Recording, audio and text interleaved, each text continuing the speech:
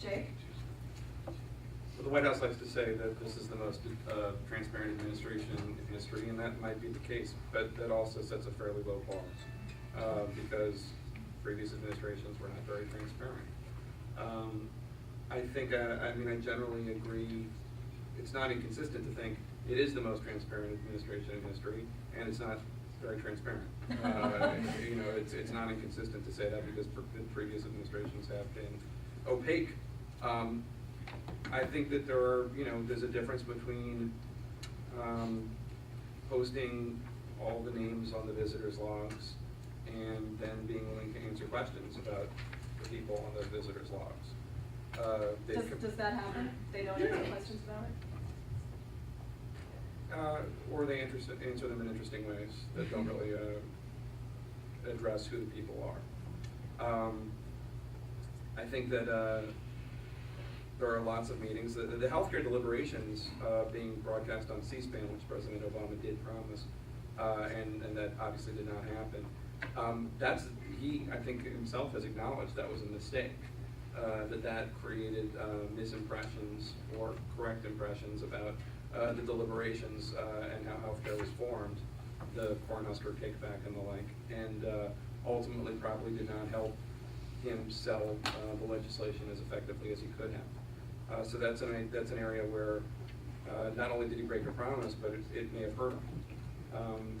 I'm generally of the mind, like any reporter, that I just want to know everything that's going on. Reporters, as you probably all know, are tremendous gossips and share information all the time. Whether it's about our kids or anything else, or our colleagues' personal lives, or matters of national importance. but I'm talking about sharing, like, in conversation. I'd like there to be more a meeting of the promises. I think I'm the only one on the panel that covered Obama as a candidate. Is that correct? I did. In Florida, okay. There was a lot of lofty promises out there. Jay, you were covering it too as Time Magazine bureau chief. Jay, feel free to jump in. He's fulfilled it all, I'm sure. I'll answer for him. But there were a lot of lofty promises, and I would say that that's been one of the stories of his administration, is the rhetoric meeting the reality of government. Carol, did you want to add to that? Well, I think it's just always reporters are never necessarily going to be entirely happy with the amount of access that you're getting. You're always going to want more.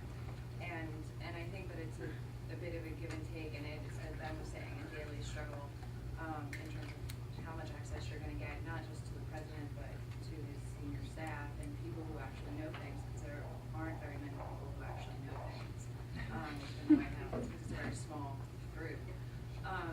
The one thing that I sort of find very interesting and strange about the White House beat is that it's unlike any other beat that you cover, in the sense that you really are covering an image and not necessarily a person, because you don't really know the person, you don't have access to the person in a way you might have if you were covering a governor, in the way that people who cover the Hill have access to senators and members of Congress. And so it's a sort of strange place to be from a reporter perspective, because you rely on people who are around him who all have an agenda, which is to put forward the image that they want this president to have. And so it's very rare and difficult to try and get a sense of actually who this person is that you think about pretty much more than you think about yourself.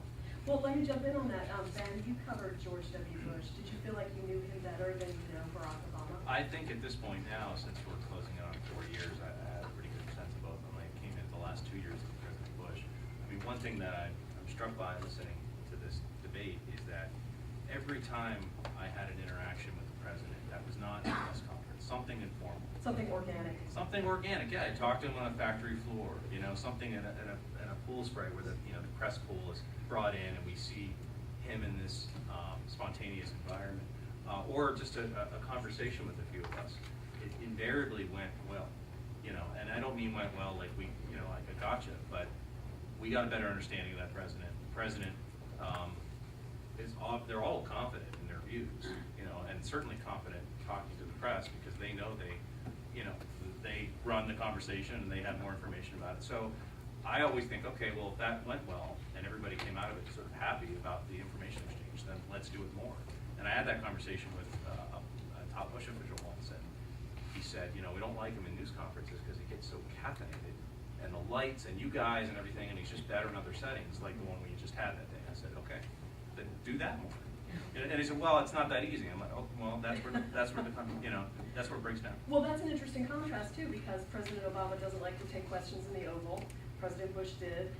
President Bush didn't love a press conference because he thought we were all thespians, would ask these 20-minute questions and roll his eyes. But President Obama seems to like the formality of that.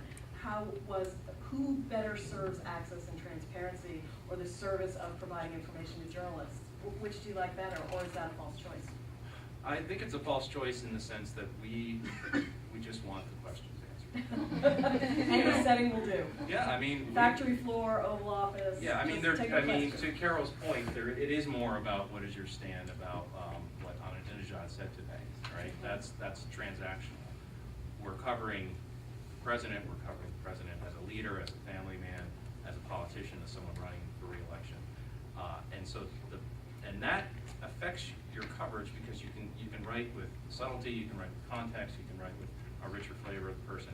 So, you know, we do want, as Carol said, we do want all of that. You do get that better, I think, in more settings and in more informal settings. But they call a news conference, you know, we're all going. Yeah, we're all going. One thing about the news conferences, though, is that this president doesn't particularly love to do them frequently, and I find that when there's this drought of not, because there's no small exchange of questions in between these big formal press conferences, these press conferences can be like a fire hose, and there's 10 stories that are coming out of it, as opposed to this more kind of consistent getting your questions answered option, which, you know, I didn't cover Bush, but he seems to do that a little bit more often.